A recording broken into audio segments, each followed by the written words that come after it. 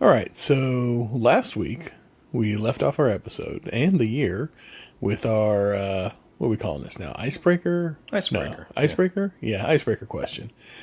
And I asked you, what confidence man skill would you want and why, if you could have any? Mm-hmm. So confidence man, as you discovered at the end of the last episode, is con man. Yeah. That's a con man. So Yeah.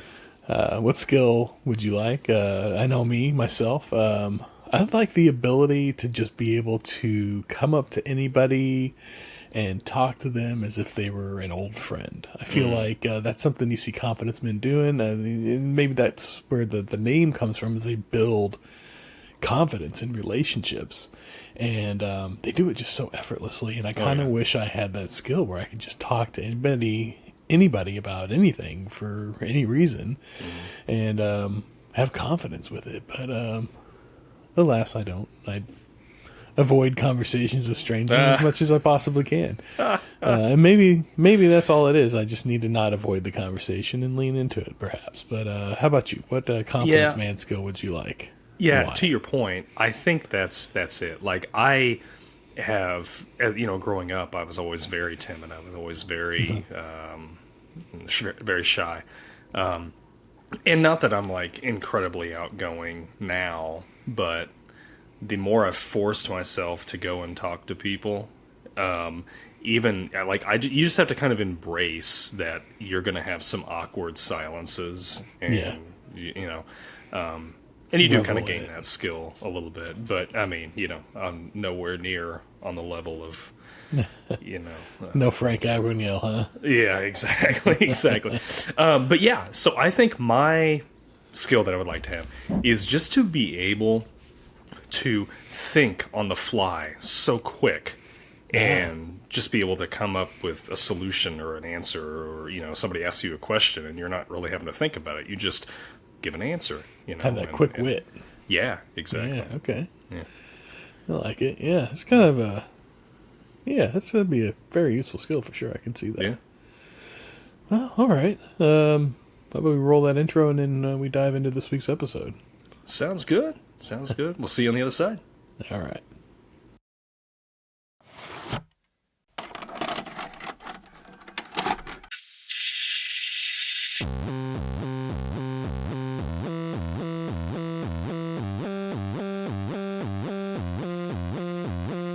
Your local video store card. A comic book in your back pocket. Games with no tutorials. Music you had to discover. And drinking water straight from the hose. These are the things us millennials remember fondly. We are the Jennings brothers. Join us after the streetlights come on as we race our bikes from the top of the hill right down memory lane. Exchange those quarters, because this podcast takes tokens.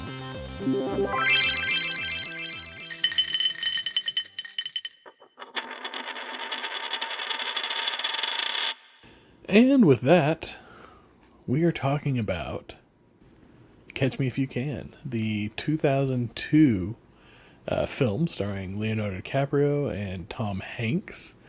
I really enjoyed this film. I didn't come into this film, though, whenever it first came out. I came into this film much later. And but once I discovered it, man, this is truly a great film. Directed by Steven Spielberg, and it shows. It's good pacing. The right balance of action and all that.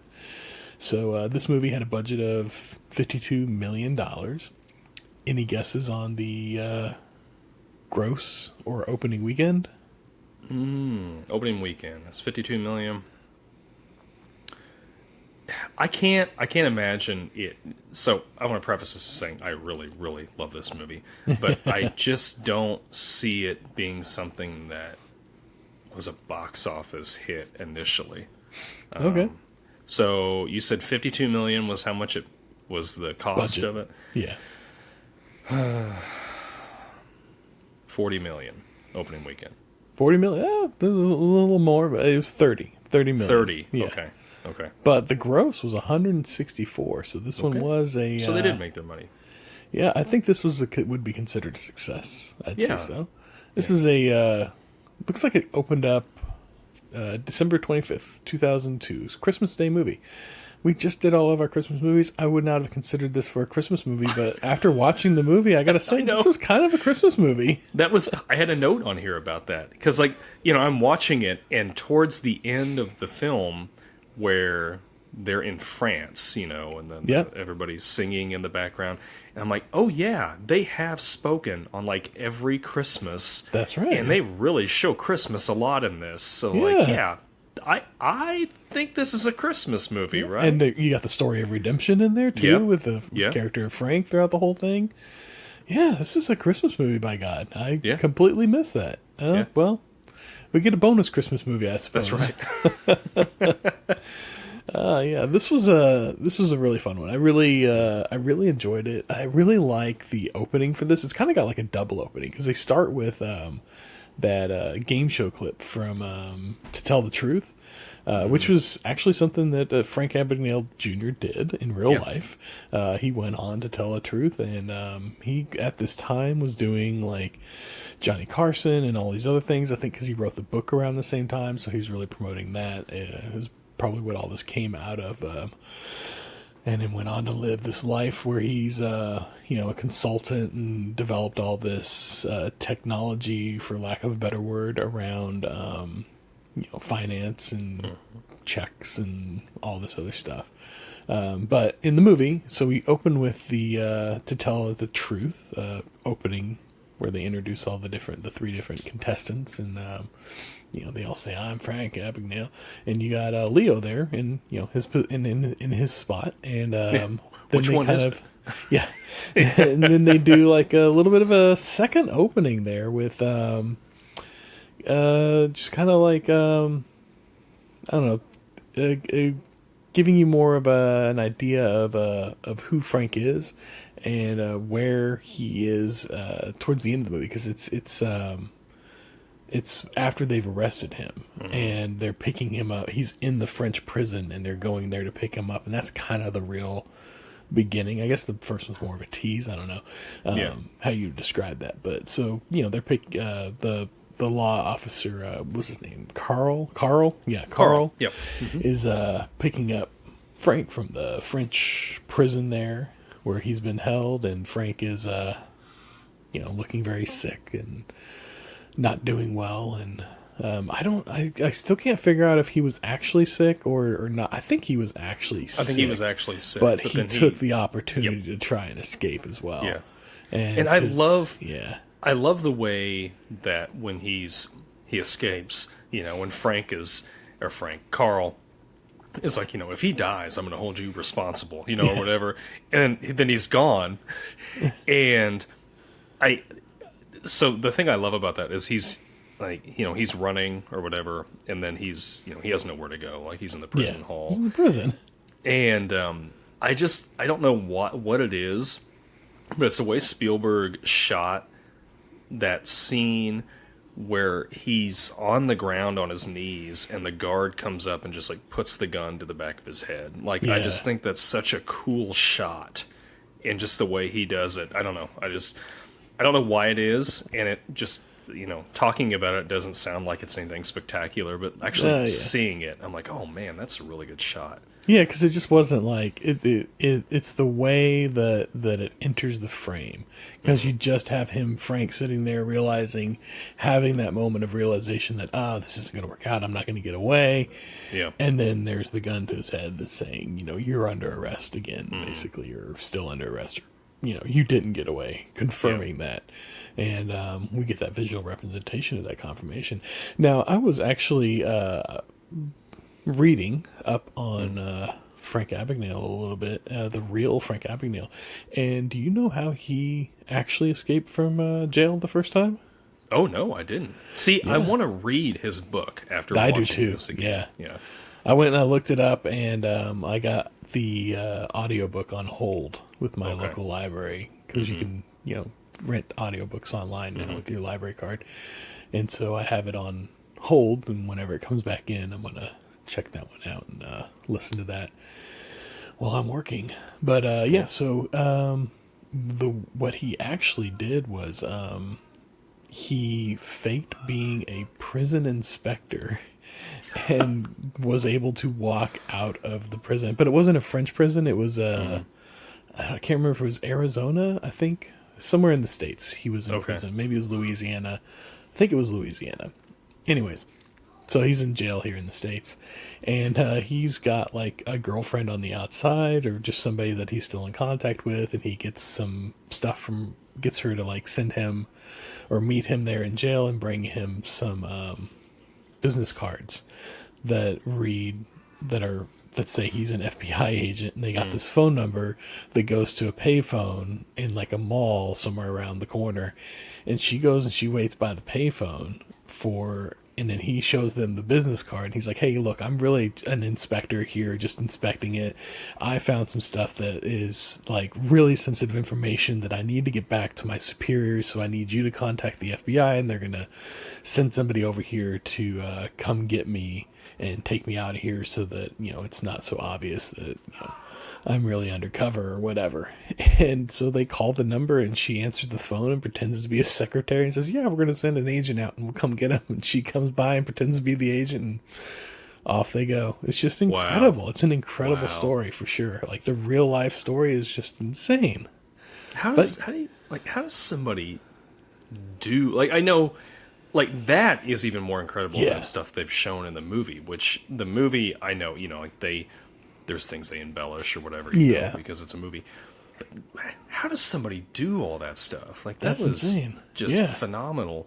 I'm watching this and I'm like, just how you find the resources and think about doing all these things is just incredible to me. Yeah. Like, he called up the pilot, the people that supply the uniforms to the pilots. He's like, hey, I lost my uniform. And they're like, yeah, sure, come on. I think the problem is this is the 60s. Yeah. And everybody's just like, whatever. People say who they are, and nobody lies. Yeah. And so nobody's looking for the lie, because, it's not, we're not living in that, I don't know, we got the 24-hour news cycle now. So we're suspicious of everybody for everything. I mean, people are, all worried about these drones we're seeing in the sky. Like, they don't know where they're coming from. Well, everybody owns a drone. Who knows? But that's the thing. Like, it's suspicious.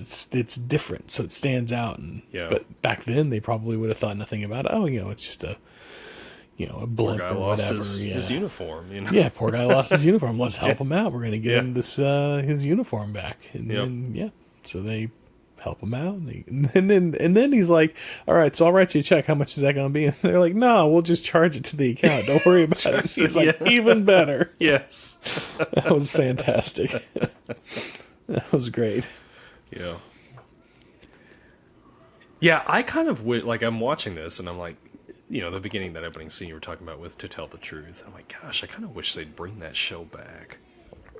Like, kind of fun, Have you seen any old episodes of that? Like, I actually watched that episode. I went back. Oh, you did? And it's on YouTube. You can go watch it. It's pretty interesting. I'm watching it and everything, and at the end they have the celebrity panel there, and they have to guess which one they think it is. Well, nobody guessed him. He did so well. Like, the vote was pretty much just split between the other two guys, and nobody guessed him. Not to spoil it for anybody who hasn't seen it in, I don't know, 40 some odd years now, but they did not guess him. But that was interesting to watch too, because like, I'm watching it and I'm like, I don't know which one of these guys is Frank. I don't know him that well. I've seen like videos of him more recently, like he's given TED Talks and he's talked about, like finance and stuff like that, and your personal credit score and like things like that. And I had actually seen a couple things before and didn't realize it was him until doing a little research for this episode, and then going, oh man, that was him. Yeah, okay. This is a real Frank Abagnale. Didn't know this was like a thing. Yeah. And so I was watching it, and this is also like, I think it was in like the mid 70s, maybe the early 80s, whenever he did it. And I'm watching it, I'm thinking, I don't know which one of these is the real Frank Abagnale. I couldn't pick him out of the lineup. I don't know what he looks like back then, because he's so much younger, so he looks completely different. And so I'm watching it, and I'm like, I think it's going to be the last one is going to be the real Frank, because on the movie he was the last one to introduce himself, and it wasn't. So they deviated from that a little bit more too. Yeah, It's sure. not exactly true to life. Yeah. But which one of his I don't know, let's say cons or ruses was probably your favorite impersonation, I suppose.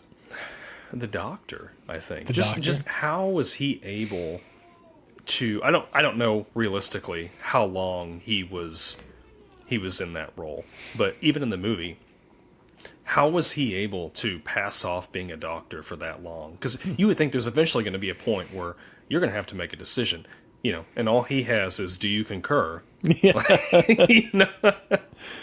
Well, now, is that because he got away with being a doctor for so long, or is that because of Amy Adams? For me?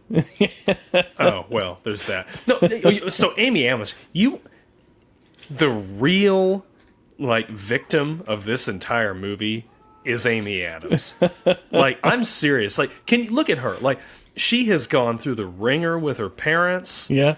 And then, she finds this guy that she is head over Savior. heels for, loves her, and she thinks, I can bring him back to my parents. He's a doctor, and he's a lawyer. And then come to find out, on your engagement party, this is not who you thought it was. So she's went through all that. And then, I'm sure her parents, they're jerks because of, what they did to her, when she was... So, clearly, I guarantee you now they're going to be like, how could you make this decision, And so, I don't know. I feel like she's... I just felt really bad for her watching this movie. I'm like, man, Barbara just had Brenda. Brenda just... Yeah. She just had it just sucks for Brenda. Had a rough go of it. Yeah. Well, it'll make you feel better if she's not real. There was no real Brenda. Oh, really? Okay. It was part of the writing process. They kind of merged together several of his girlfriends and acquaintances into one character for the story arc and everything. So she's not real. Nobody was really hurt. Well, that's good. Although I'm sure he left some broken hearts behind and did some damage along the way. There's a difference between leaving broken hearts and this poor girl royally screwing somebody over. You think you're gonna you are I'm marrying this guy, you're all in, and then it's nope. So you left all those briefcases of money behind. Do you think the FBI confiscated all that, or did you get to keep some of that? Oh no, FBI would have had to compensate. They would have had to confiscate all that. Oh, evidence, right? Yeah, evidence, and I'm sure there was a box somewhere they didn't find. He probably had some hidden somewhere for Carl's oh, this isn't evidence. Well, she was holding that big wad when he walked in. Yeah. I like the little floating one as he shut the door and he's like, what is going on? Oh, there he is. Yeah. That's pretty neat. That was a good little touch from Steven Spielberg. It's a good Spielberg touch. Yeah. He just does so well in all of his... I mean, Spielberg, just one of the greatest directors of our time, without a doubt. He's just... Absolutely. He's great. And pretty much anything he makes, I'll watch it. I think I've said that before on the show. But, so what was your favorite kind of con that he pulled? Oh, I think... I'm gonna go twofold. I thought he did a really convincing. I'm gonna switch it up, but I'm gonna still go two. So the airline pilot. The airline pilot was probably the best one. That was it was the most useful to his grift. That one really helped him out as far as getting around and gaining knowledge and learning the ins and outs of things. But I really liked whenever he came into class and the kids were bullying him, and then he flipped it around and pretended to be the teacher, and the look on that kid's face oh man, yeah. That was probably one of my favorites. Yeah, that's a good just kind of the bully instant gets karma. It's coming to them, sort of a thing. Yeah. There was a little he kind of had a way of social justice kind of in some of the things that he was doing that I really enjoyed. There were some moments like that where he just kind of used his skills to help a little out, do a little something. But yeah, like oh man, the whole thing with the dad was that was really sad. Like not With Christopher like, Walken? yeah, like he couldn't. Like, he couldn't give him anything. He couldn't help his dad out in the way that he really wanted to, and his dad wouldn't take it because, he's got all these problems with the IRS and everything. Yeah. And then, like, everything with his mom. Oh, man, I don't know how much of that was real, but that was rough. I mean, I get it. Like, we're both kids of divorce. Yeah. But, the situation that he's in where he's caught his mom with another man, right? Yeah. And then, like, he comes home and they've got the divorce papers drawn up, and they're like, we just need you to go, like, write down who you're gonna live with. Yeah. If that were me, like, I'd be like, and this is like this all hypothetical. I love my mother. This did not happen with my mother. But like, if I'm in Frank's situation, I'm going to be going with my dad because this is all on my mom. Like, absolutely. This is, and he had a better relationship with his father. Yeah. Too, and that leads me to my other thing. I was wondering, I'm like, so he just takes off. Yeah. Nobody's going to look for him. No, not back then. Not back then. Not in the 60s. No. You would he think can survive. that He'll come his back dad eventually. would at least, I don't know. Yeah. I mean, I guess so. Yeah. But a year and a half later, like, he'll come back. He'll come Which back. I guess at that point he is contacting his dad, but his mom is almost just like, oh man, she moved on so quickly. Like, it wasn't even her child. Yeah. Which to me, that was a sad scene when he shows up at her house at the end and then he sees his sister and, just realizing that his mom has just basically abandoned him and everything. Yeah, it was pretty rough. And then, like, so it seems like his dad taught him the hustle. Like, you watch early on and, like, there's that one of those first scenes where his dad's like, hey, come on with me. We're going to go out for the day, skip school or whatever. And then he takes him by the tailor. I think it's tailor store. Maybe it's a suit shop. I don't know. It wasn't exactly clear. And, he kind of smooth talks the lady there working and, just open up a little early. Let my son get the suit. My dad died and we got the funeral and he doesn't have the suit. And 21 gun salute, planes flying the whole over. thing. Yeah, oh man, he was masterful for sure. And I think that's he's probably where he learned it from. Is his dad just kind of being a smooth talker and kind of using that to his advantage from time to time. I'm sure. But like, what did his dad do? I didn't really. I couldn't ever like maybe he that. just was avoiding paying taxes at some point or something. I think so. Like, that's the way I gathered it. Like, maybe maybe his business wasn't doing as well. And I think it alludes to that, but the pieces it gives you, what I am guessing, my opinion, is that his business wasn't doing as well as he wanted it to, and he couldn't afford to pay the IRS the taxes. Oh, okay. So he just tried to avoid the IRS and, think, they'll just, they'll go away. They'll go away. Yeah. But, that was something, so I wrote down here, there's two movies I would like to see. All right. Like spin-offs of this. One, I want to see Christopher Walken being a con man. Like, when he's, growing up or whatever. Because, like you're saying, Frank learned it from his dad. His dad so I want to see his dad doing this, for a little bit. And then I want to see a sequel where Frank and Carl are, like, going around catching fraudsters, Yeah. Because I liked the dynamic they had. Like, they start off where it's kind of it's always a cat and mouse thing, but, Frank or Carl is, we got to catch this guy. And then they almost get like it's almost a friendship. Yeah. And they're like, it's almost like Carl's like, you've broke the law, like, Frank, I've got to catch you. Yeah. But, It's like a mutual respect. Yeah. And even when they're in France at the end, and he ends up telling him the truth. Like if you walk out that door, they're going to kill you. Yeah. And how did you beat the law exam? How did you cheat on that law exam? Yeah.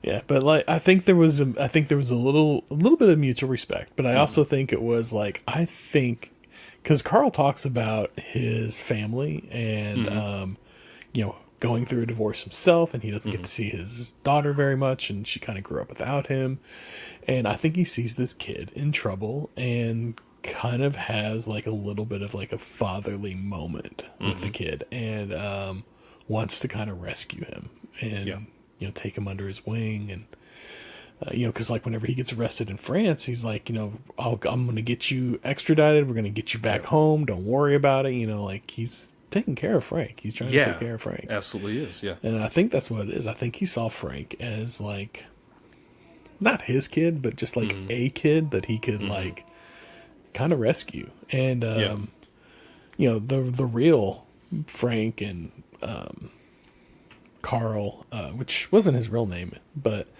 they actually go on to have a bit of a friendship and remain close friends. I think that it even says that at the in the end credits there. But yeah, like his name wasn't Carl. They changed it for the movie because he was still active during the movie. Oh, sure. Which, man, like that's a long career. Oh, yeah, the movie came out a good like 30 years after all this stuff happened. Yeah. So yeah, he's had quite the career, I suppose. I guess he's just if he the was movie like 30. is any indication of any realism to his character, like he's married to his job, Yeah, so that's true. That's true. Yeah. So did you know that the real Frank Abagnale Jr. makes a cameo appearance in the movie? No, He does. I didn't see. I mean, I know what he looks like, but at the time I didn't when I was watching the movie. So anyway, he's the French officer that Carl hands him off to whenever he's arrested. Oh, the first one. Oh, really? Yeah. Okay. Yeah. Okay. So that's kind of fun. Yeah, I'll have to watch. I mean, give me another reason to watch this movie again. It was so good. It was so good. I really enjoyed love this movie. one. Yeah. This is one of those movies that, like, if I'm in a hotel room and I'm skipping through the channels and it's on, I'm gonna sit down and watch it. Like, I enjoyed this movie. From any point in the movie, I can jump in and it's a lot of fun. And I really enjoy it. And this was kind of like I guess we didn't realize that at the time. I'm sure people did, but I know I didn't, because I didn't discover this movie for probably close to 10 years after it came out. Really? It was the first time I saw it. Yeah. Okay. Yeah, it was quite a while. We had young kids and didn't get to watch a lot of movies and all that. And at the time that this one came out, I wasn't watching a ton of movies that were new. I was watching like older movies and stuff and playing games and things like that. I wasn't really into like newer movies. And this wasn't anything at the time that would have piqued my radar. I was kind of going for more of the popcorn summer blockbuster flicks. But anyways, so this one it kind of eluded me for a while, but I feel like this is like, looking back in retrospect, this movie is like, it's that turning point for Leonardo DiCaprio, where he kind of goes from being this boy childhood star to this leading man. Like this movie, and then I think there was another one that came out around the same time that was a big one for him. Was it Kings of New York? I think came out around the same time. Gangs of New York. Gangs of New York. That's it. I think it was. Yeah. And both those movies, man, boom, boom, back to back, and then we got a star in the making, and not like he clearly didn't want to be a typical leading man. He wanted to do parts that he could really sink his teeth into. Yeah. He wanted to do real acting parts, and that kind of shows here. And it really all just kind of, I feel like after this movie for him, it just, the game changes, and he's off and doing brilliant work and acting, like true real like method acting and all, whatever style acting he does. I don't know if he's a method actor or not, but whatever he does, it works. And he's off from here on. It's like oof, you know, he can't. Yeah. I mean, he's one of those actors that I pretty much anything after this, Yeah. I will watch him in it. Pre this, it was, I think there was some Romeo and Juliet, which Titanic. And Titanic. I mean, when those are what those are, and they were clearly, especially Titanic, was a monster movie. But not a monster movie. But, that'd be interesting. That'd be an interesting take on it. The iceberg comes to life or something. Yes. But yeah, I mean, Revenant. That was a great movie that he was in, and Wolf of Wall Street. Yes. Mostly anything he's in anymore. Inception is so good. Inception. Oh man, I mean, that's another one at some point down the road after some time passes. Well, anything Christopher Nolan does is just gold in my opinion. But yeah, so like Leo, and then I mean. For me, Tom Hanks is like the same way. Tom Hanks, yeah. I'll watch anything with Tom Hanks in it. He's just from any so point good. in his career. What'd you say? I said from any point in his career. Oh yeah. I can't think of a single point where I'm like, I can do without Tom Hanks there. Yeah. I think I could get down with Tom Hanks at any point for sure. And I kind of feel like this was really his kind of golden age, right? So it was like after. Like from Philadelphia to, then he hit Forrest Gump, and then that was just boom. Yeah. And then from there until, maybe Terminal, I think, in 2000, I think that was maybe 2004 or something, where he's that foreigner that's stuck in a terminal over. Yeah. I think those were kind of, that was his trying golden something. period. Yeah. Where he just had... I'm not saying Terminal was great. I mean, I enjoyed Terminal. It wasn't a fantastic movie. But I'm saying, I feel like that was kind of the end point of his, where he was just so big. Castaway, Saving Private Ryan, Apollo 13. Apollo 13. That Thing You Do. That Thing You Do. That's another great Band one. of Brothers. Band of Brothers. There's just, he was just hitting them one after another. And, for sure, Captain Phillips is something that is a recent one. It's fairly recent that he's been in, that I heard is really good, and I haven't watched that one yet. I haven't watched that one either. I didn't like that and Sully. Everybody's like, oh yeah, those are really good ones recently, and I'm like, I'm okay not having seen them, but definitely I'll probably go back and see him at some point. I don't know. Yeah. For me, I think Toy Story. That's about where I've had him real recently, is in the Toy Story stuff. He did Pinocchio. That one. That was so live rough. Action Pinocchio. Yeah, that was pretty rough. Yeah. A Man Called Otto. That was good. I enjoyed that one. I don't know that it's something I would watch a bunch, but watching it one time, for sure, I was like, oh yeah, this was very fun. What else did I see him in recently? Oh, he played the Colonel in the Elvis movie. That was different.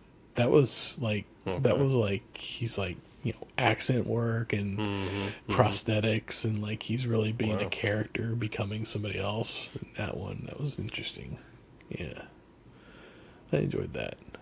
And then I think he's in one of those Yellowstone spinoffs too. I think I saw something about that. Interesting.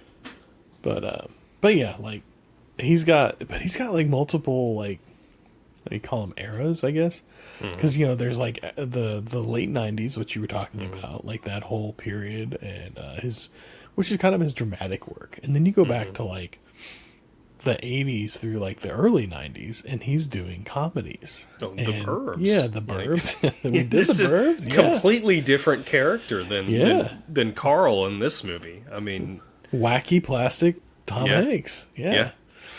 He's just flexible and just being the lovable goofball that we love. Yeah. And he's America's dad. How can you not love Tom Hanks? Sure. It's a good way to put it. Yes. But you have never heard that before? He's America's dad? No, I have not. I've never You heard haven't? that. Oh, yeah. It's often said he's America's dad. Okay. But yeah, I did not coin that one. I would like to take credit for that one, but I did not coin that one. But man, his accent work in this movie, ooh, that's something different. Yeah. Yeah, he's got that thick New England accent. Yeah. That was, I forgot about that, and then watching the movie, I'm like, oh yeah, like he really leans into that. Like, yeah, he does. He does. Yeah. And there's like times though, like you don't. It's there, but you don't hear it. Yeah. And then he'll say like when he's first talking, the first Christmas where he's talking to Frank on the phone, he's like, "You have no one to call." Like it's the way he says "call." He draws it out, and that. Now I will say that's the one shot that I did not care for in this movie, when it's just his mouth. Oh, and he's talking into the phone. Eating the phone. Like, I don't really like that too much. Yeah, it's a little tight. Yeah, especially for Spielberg. I mean, it's not a dinosaur here. We can back off a little bit. Right. Yeah. Yeah. I kept waiting for him to say clam chowder. I was like, just say clam chowder for me. Just one time. Clam chowder. Come on. No, never came up. I thought maybe there'd be a scene. Nope. Never came up. But it was fun. I enjoyed it. The one thing that I was thinking about here just now was, for some reason, I don't know, something you said made me think back to another scene, and we were talking about like what's your favorite, role or whatever that or con that Frank did, and I'd forgotten at the time about when Carl first walks in, meets him for the first time, and he walks into that hotel room. Same thing. I mean, I want to change my vote. How fast you have to think on your feet with that. Like, he opens that door up and the gun's in your face and you're like, no, he's he's just like completely You're too late. constant. I already got him. Yes. Yeah, like that quick. And like he even remembered the guy that he just passed in the stairs. And he's like, yeah, he's downstairs. We're loading him in the car right now. Don't worry about it. And he hollers at the guy out the window. Yes. And I'm sure that guy's like, what? Yeah, that was fantastic. And then, like, you could see, like, every once in a while he'd turn his back and he'd be like, oh my God. And, like, the look on his face of, like, I can't believe this is working. Yeah. But yeah, that was, I thought the same thing. I was like, I need to go back and change my vote because maybe it's that one. Now, that was a pretty good one. Do you think that Carl would have even caught on to him if he wouldn't have left his wallet there? Yeah, eventually. Like, You think so? He would have put two and two together eventually, I think. Because, he would have sat there for a few minutes and then he'd have been like, they would have he's not coming back. Eventually contacted the FBI and been like, hey, what's going on? And they would be like, we don't have a guy there. And be like, Yeah. But yeah, that's, I think if he hadn't left the wallet behind, maybe he wouldn't have caught on to some of the other clues later on. Like where he's at the engagement party and he looks around and he starts seeing like there's labels peeled off things and he's like, he's here. Like he's just like, I feel it. I know it. He's here. Yeah. But the little things like that, it was like, oh, this guy's like a fantastic detective. Like he's picking up on things left and right. And I love that when they're at the airport in Miami, like when they're they're trying to catch him towards the end of the movie. It was after the whole Amy Adams deal and everything. And his guys that he's working with, they're like, oh well, we had some information. He could be in Atlanta or, I don't know, Dallas or I don't think they said, but, whatever. Yeah. And he's like, Carl's like, no, he's not there. He's well, how here. do you know he's not there? Because I'm not there. Yeah. He's that confident that, where I am, he's at, know. Yeah. Like he knows where he's going to be. And then like he ends up giving him the slip at the airport. Just gets right by him. Which I would like to see the realistic time frame on that, because it's like almost like he's waiting there at the airport. He notices that there's people, like it's a setup with Brenda. Yeah. So then he takes off, and then the way they shoot it, it's almost like the same day he sets To the up high this thing school. at a college. He goes and gets a bunch of college girls, and then goes back because it's like the FBI agents never left the airport. Yeah. And then he's back there and he's walking through and he gives him the slip. Well, I gotta imagine they were staking it out for a couple of days. Yeah, it had to have been sure. at least a couple of days. Yeah. But I don't know. Maybe he did pull it off in the same day. He was pretty good, pretty convincing. Yeah. And like, so then he got uniforms for all those girls. Did he go to the same uniform factory and have them all like fitted? Because they were in Miami, so they had another hub. Right. Or did he have a bunch of uniforms already and he just like picked the girls based off the ones that looked like they probably fit the uniforms? Well, see, I think he's picking the ones that are the prettiest, right? Distracting. Yes, because they are. That's his whole point. Like, I'll walk amongst them, but everybody's going to be looking at them. They're not going to be taking a look at this guy that's with them. They're going to be looking at these pretty women. And pretty convincing. Yeah, it worked. I mean, it worked. Like that's right. Yeah. And I love that. Like, Carl's on the phone and he's right behind him. Yeah, he's just walking out to the airplane. Yeah. A different time too, man. This is another one of those movies where I look at it and they're going through the airport and I'm like, that's just a different airport. Like it's a different time. Like airports will tell you what time you are in because it's different. Like I can't imagine now walking into an airport and just being able to go anywhere. That's insane. It's crazy. I mean, I remember when we were kids. Yeah, we would take you to the airport, and this is of course all pre 9/11. Yeah. We would take you to the airport, and Dad and I would like sit there at the terminal with you until you were boarding. Yep. And we'd like, give you a hug and tell you goodbye as you're loading up onto the plane. As a 13-year-old walks onto a plane by himself. Exactly. Yeah. But now it's like we could get to the security checkpoint and then see ya. Actually, they will let you go in if because our sister Allie came down and she was flying back up, and she was underage. And I talked to the ticket counter agent. I was like, she's a minor. Is there any way I can go in with her to make sure? Because I think she was like 17 at the time. She wasn't she wasn't like terribly young, but she was younger.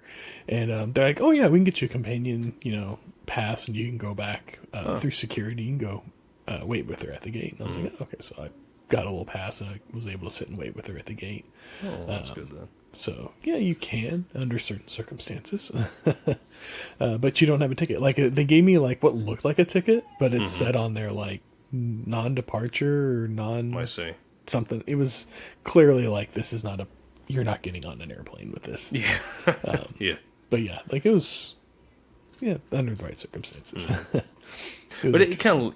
It's the same. Like I think about like what you're saying there. Like another thing that we can't do now. Like we've seen when we did Home Alone. Like I'm just gonna hand you. Like I'm gonna trade you. I'm just gonna give you my tickets. Oh yeah. It's like now it's like Yeah, can't do that. Your tickets are stamped with your name and this is who's flying and that's it. This is where you're sitting and everything. Yeah. Exactly. It's pretty tight, locked down for sure. Yeah. But it is. It's so strange. It's almost foreign watching these older movies and seeing how the airports were back how then. the world operated. I mean, I think that's kind of like, but that's like what he preyed upon at the time is just this openness that we had. And another example of somebody ruining it for everybody. I know. It's like this is why everything is this way, because like we're like, oh man, Frank was this just this incredible story, but yeah, Frank, you're also the reason, for like some of this stuff, like, you're the reason why I got to go through an hour of TSA before I get it. Well, maybe not that, but no, but that is one link in that chain. Yes, for sure. But yeah, probably, I know he's responsible for a lot of security that we see on like credit cards and checks and stuff like that now. Like which he helped which I think it says in the movie, he helped come up with like a lot of the security measures we have now on checks and everything. Which is crazy. Like, that's interesting. That's like, I'm right. I'm with you. That's the sequel I want to see. Like the kind of the reverse of this, like how he goes from the beginnings of the FBI to like developing all these technologies. And I don't know, hopefully he's got another book. I'm going to look into see if he's got like another book that follows up on all that. That'd be interesting to read for sure. It's a very interesting character. I want more information. But I went on YouTube and I looked up, the movie and only a couple things came up, not much. So maybe I need to look up him and see if there's more on him. But He'd definitely be an interesting person to just sit down and have a conversation with. Oh, think about, just listen to his stories about his life and everything. Absolutely. I like, so we were talking about favorite scenes. There's another one that comes to mind. When he's in that, I can't remember what point it was in the movie. It was it was at least halfway through. It was more than halfway through. It was after he was the doctor and the lawyer. And he's in the hotel. And then there's, what's her name? Jennifer Garner's character. Jennifer Garner. Yes. She's standing down the hall and she's like, hey, what are you doing? And like they start hooking up in the hotel room and everything. And then she's like, how much would you pay for my time for the night? And they arrive at some number and everything, and then he turns around and he's like, oh, I'm just gonna go down to the front desk and cash a check. And she's like, oh, they won't cash a check, right? And then he just turns it around and he hustles the hustler. That was gets impressive. What he wants, yes. Plus gets like $400 from her out of it. That's insane. I would like to see her reaction when she finds out she can't cash that check. She goes to cash that check. Yeah. She may have gotten arrested for trying to cash that check. I mean, yeah. What's she going to do? She's not going to tell somebody that she did that for money. Right. So well, I don't know. Yeah. I was trying to figure out if that was like a Forrest Gump moment. Like, is she like some historical figure or something like that? But I couldn't. I didn't know. I don't know. Yeah, but, I mean, he said, you're a model on 17 magazine or something. That's what it was. Yeah, that's where I was like, yeah, she's supposed to be somebody famous. I don't know who. I've never heard this name before.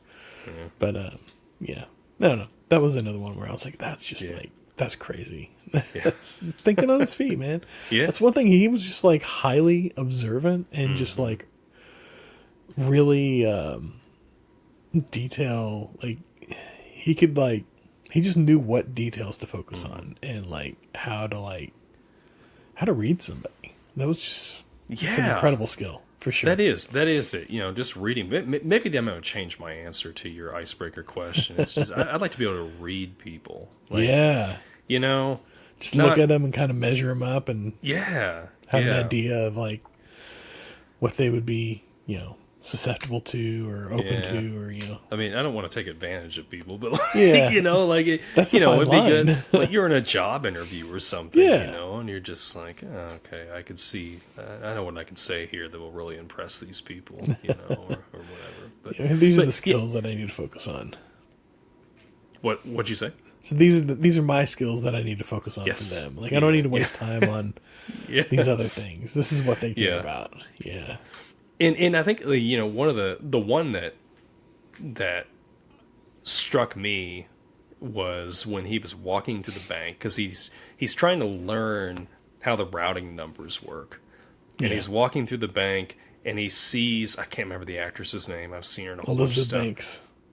Sees Elizabeth Banks, and he like starts to walk past her. Then he looks and he's like, "That's it. Oh yeah, she's gonna." She'll show me anything if I just give her some attention, and I can't remember what he says to her, but she's just like, and like goes on. They do the necklace thing with her? And then she's telling him everything. Does he what? I think he did the necklace thing with her. Like, did you That's drop his necklace? Yes, Is that it? Slipped right off your neck. Yeah. And then he ends up putting it on her, I think. Yeah. And then, she's just sitting there like, this is how all this works, and this is how this done, and this is what I do here, and so on and so forth. And he starts asking her questions, and eventually he gets to the point where she's like, I don't know. I don't know the answer to that. Yeah. I need to go up a level or, whatever. But, again, is like this time period. Like, who is allowing this guy behind the counter at a bank, just to hang out with this woman? Like, she's supposed to be working, but she's just like, It's the 60s. She's a woman. She proposes no threat to any man. Yeah. That's how that worked. That's how it goes. Yeah. Unsuspecting. Yeah. They there was just like no guardrails back then. Like, you could just go anywhere, do anything, talk to anybody. just needed confidence. And I was seeing something in an interview that he did, and he was like, yeah, like, I couldn't do that now. And really, I think the thing that allowed me to get away with everything that I got away with when I did it is that confidence. Because I was just a kid. Like, I was 16 whenever I started, doing all this. And really, the reason why I stopped is because I started getting older, and I started thinking about things and thinking about consequence, and realizing that all this stuff's going to catch up to me, and I just need to I need to stop. And that's kind of, I think, what it is like, in the beginning, yeah, he's 16. He doesn't have any real concept of consequence and choice and all that. And so, yeah, he can lie. He can just fly by the seat of his pants because he's got that confidence. And, if he crashes and burns, deflect. Yeah. Change the subject, move on. And, he does a really good job of it, for sure. I mean, you would think there'd be a point where before the FBI really had an idea of who he was, he had quite a bit of money at that point. You would think you would just be like, okay, I'm done. Yeah. But I think that's a thing, like, that you're saying. Like, he didn't have any concept of what is going to happen if I continue down this path. I've ran out of money. Well, I can just get some more. And this is, I think it was also like, this is fun doing this. Yeah. It's fun to be able to go and fly and to, be anywhere I want to be anybody I want to be. Yeah. Yeah. No, nothing holding him back, nothing tying him down. Excuse me. He was absolutely able to just go and live the life that he wanted to live, make the life that he wanted to live, rather. Yeah. And, just live wherever, in Europe, or be that, Atlanta, or wherever that happened to be. Like, he got over to Europe, and he really, at that point, could have just done. Like, because they're really not gonna, he doesn't know this, but, Carl's supervisor is like, well, you didn't catch him. Yeah. Like, that's it. It's done, and he just had to keep going. Had to keep going, yeah. It's just, like you said, I think it was just he was in. He was just trying to continue to play that catch-up game. He was chasing that high a little bit. I don't know. But I think that's where I'd like to go and read the book and kind of see a little bit more about, I know that he didn't write the book. He worked with an author who wrote the book, and he said that, even the book, while most of it's true, was inflated for the sake of being an entertaining book. But the truth that's in there, I'm sure, is going to be, the things that are inflated, I'm sure are going to be, some of the extravagances and things like that. And, but to go back and see what he actually, what he was doing, what he was thinking, because I'm sure you'll get a little more in depth on that. And this movie has made me want to read a book. Right? Yeah. It's not often. Yeah. But yeah, that's kind of where I am with it now. I want more information on Frank. Yeah. I don't feel like I got enough information on Frank. Now, I will admit, when we started this episode, I figured you were going to do a play on how two mice fell into a bucket of cream. I thought about it, but I couldn't make it work. That was the funniest thing. And then when he's at the at the dinner table, and he's asked to say grace, and he just repeats the only thing he can think of. Yeah. But Christopher Walken just delivers that. It's such a Christopher Walken line. Yes. And it had to have been written for him. Specifically, I would like to see if they specifically wrote, this character. Obviously, Frank had a dad, but, did they write the movie version of this character for Christopher Walken, or They was tailor it it just to him. Yeah, exactly. I know whenever Steven Spielberg got a hold of the script in like 99 or 2000, whenever he got it, he wanted Leo from the beginning for the title role, and they didn't consider anybody else.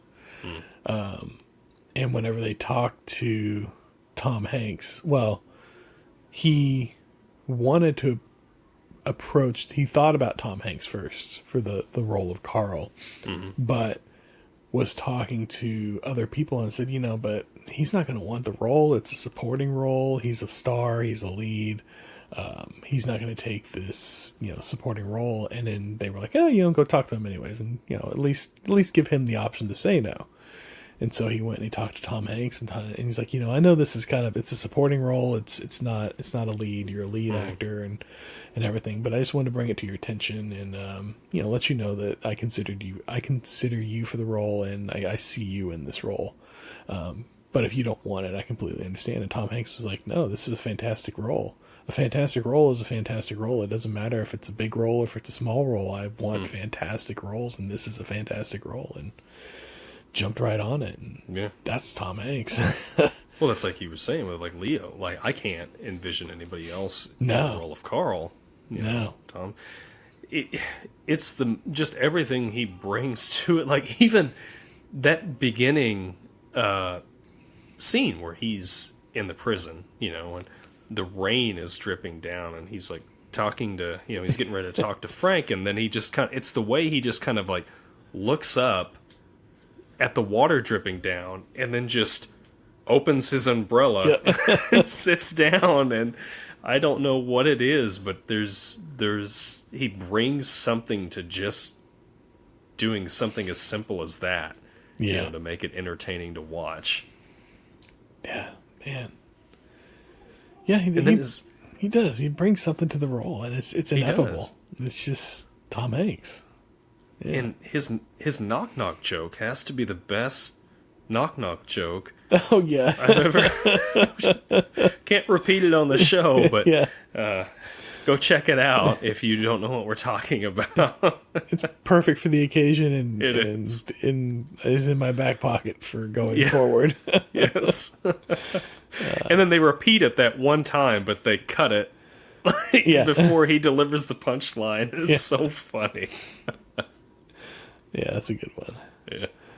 Oh man, this one. I could go on about this one, but I feel like we're running out of our time. You want any final thoughts on this one? Yeah. No, not really. It's just a great, just an all around great movie. Yeah. Like, I just love this movie, and I've seen it so many times. I watched it shortly after it came out on DVD. Okay. Because this was around the time I was in high school. I had my driver's license. I had a job. I had my own account at the movie gallery, the local video store in town, and so I'd go like on weekends and just rent movies. And I remember picking this up. It was on the shelf, when they would have new movies come out, they had like a whole, they had like 5 or 10 copies of it, or whatever. And, I remember picking it up right after it came out, and because I'd heard about it, but I never went to the theater and saw it. So I've watched this several times. It's like you're saying, I could watch it over and over again. It never gets old. No, yeah, this is a great movie. Can you imagine logging into Netflix now and they're like, we have, I don't know, Catch Me If You Can. It's available. We have 5 copies of it, but they're currently being watched. You have to wait your turn. Yeah. Well, Netflix used to do that. Like, when you would have to order it in the mail, physical, and the discs, they Netflix, would tell you, this one's all out at your local, because it'd be, your distribution Dallas center or whatever, Kansas City or something where the hub was at, and you just have to put it on hold. Yeah. Back in the day. Yeah. Yeah. But, all right. I'm with you. This is a good one. I can enjoy watching this anytime. This and Aviator, I think, are 2 of my favorite movies that I've seen Leo do. I've not watched Aviator. Maybe Wolf of Wall Street. I don't know. That was more of a recent one. I enjoyed that one. I have to see how that one ages. But Aviator, you haven't seen Aviator? I got that one's on the list because it came out. That was the one he did right after this. Okay, that was really good. That was pretty good. So I don't want to watch it so soon after this one, but maybe this year. We'll see. Yeah, I'll check it out. All right. Well, you want to get into a couple comments? Yeah, we got some comments. Roll them in. Yeah, we do. So the first one was from our Gremlins episode that we did a while back. But one of our regulars, Will Ford 81, he said, I really need to rewatch Gremlins. Said, I haven't seen it in probably a decade plus. This was a favorite of mine growing up. I loved Gizmo and remember having Gremlins books and even a couple of action figures. He said, one day back when I was 5 or 6, I lost my Spike action figure. I searched for days until I finally found him hidden in the grass in our yard, and tragically, the figure had become the victim of our lawnmower, and my Gizmo no longer had a villain to fight. Then he said, Ryan, I'm glad you touched on the use of Do You Hear What I Hear in this movie, as the use of that song was always something that stood out to me. Used in this film, it was haunting, which I agree with. Looking back as an adult, I'm a bit surprised that the movie was marketed so heavily towards kids, but hey, it was the 80s. It was, surprisingly, marketed towards kids. Yeah. You do not see that in a horror movie nowadays. Can you imagine if they were marketed like, I don't know, what's one of the horror movies that are right now? Megan or something like that? Oh, yeah. About the doll? Yeah. Marketed that one towards kids? Oh, my God. Yeah. Little Megan dolls everywhere. That would just be creepy. Yeah, it would be. That would be, yeah. It was just a different time, It was absolutely different time. And when he's talking about the books and stuff, like, I remember, actually, I still have them over with all my vinyls. I have almost the whole collection, and it was these books that told the story. It was like a 7-part series. It's like a read-along thing, right? It was you a play the record thing. and you read along with it. Yeah, and I have. That's how we learned how to read a lot. Exactly. Yes, I'm missing I think one volume. I think it's volume 4 or something. I have no idea where it's at. Maybe one day I'll have the complete collection. It's some antique. I see things like that all the time when we go to antique shops. Yeah. I'll have to keep my eye out for you.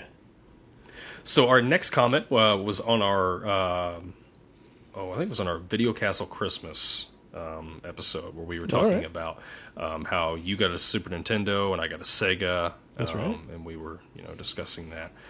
For Christmas. And this was by Nobody at All 3652. He said in regards to our conversation, or she, I suppose, in regards to our conversation about Mortal Kombat and the differences between the Sega and the Super Nintendo version, said Sub-Zero had his fatality is what they were just talking about, to a freeze ball and then a punch, then punched to be broken. So I think I remember that.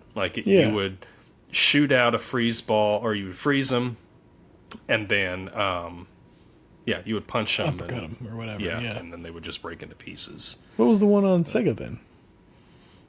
I don't remember. I don't remember. It's been so long since I've played it. Yeah, I need to maybe go back and look at some of these, which actually leads me into my other. This is another comment that somebody was replied. They were replying to that comment, and this was Edward McGowan, 1784. Said actually the Super NES did not have blood in it. It had sweat, and the fatalities were not the same as the Sega Genesis version. The Sub-Zero and Scorpion fatalities were okay, but every other fatality sucked. Plus, the Super NES controls were so bad, it felt like your controller was broken, and you had to press hard on the control pad to make the character move. The Super NES Mortal Kombat is pure crap. Well, we know how he feels about this. He said, however, the Sega Genesis version was great. It had blood. All the arcade fatalities and the controls were good. So I don't remember the controllers being bad in it, but I didn't. We always played the Sega one more than we played the Super Nintendo one. It's interesting that it was sweat, not blood. So they're green sweat? They're sweating green, I guess? Or maybe it was they were trying to go blue and it just came out green? Maybe. I don't remember how green the know. green was. I'll have to go back and watch it again. Or play it again to the Super Nintendo version of it. I think I have it. I'll have to go back and check that out. Yeah, it's been so long. We discussed in that episode. I always had the Sega Genesis version of it, so I knew the Super NES version was green, but as far as the blood or the sweat or whatever it was, I knew it was lame, and if you played that one, you were lame, so you didn't want to play that one. the Super Nintendo version of this. But it was the same thing. Like, oh, you've got the Sega Genesis version of Street Fighter 2. Yeah. So pick your poison, I guess. Yeah.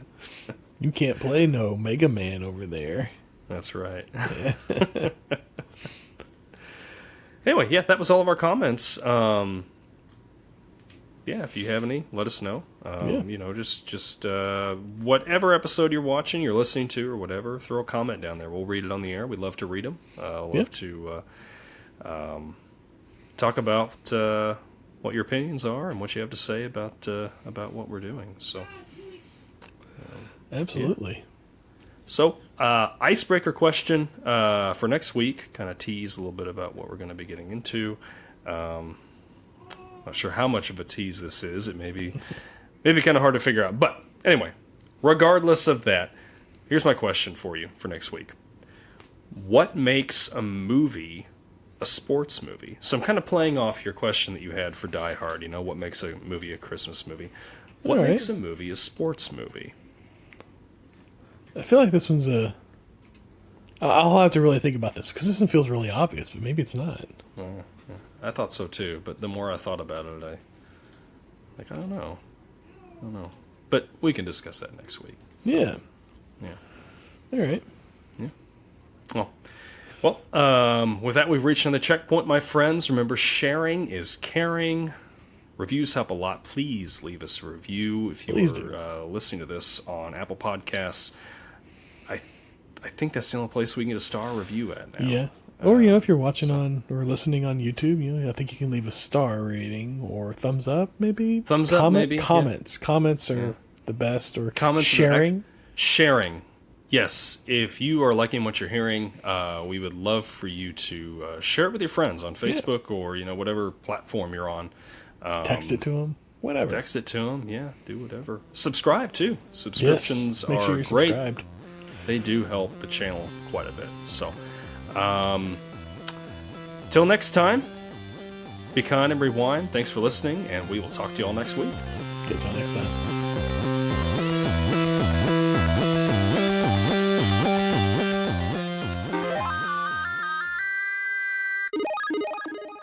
This podcast takes tokens is a Clay Street production.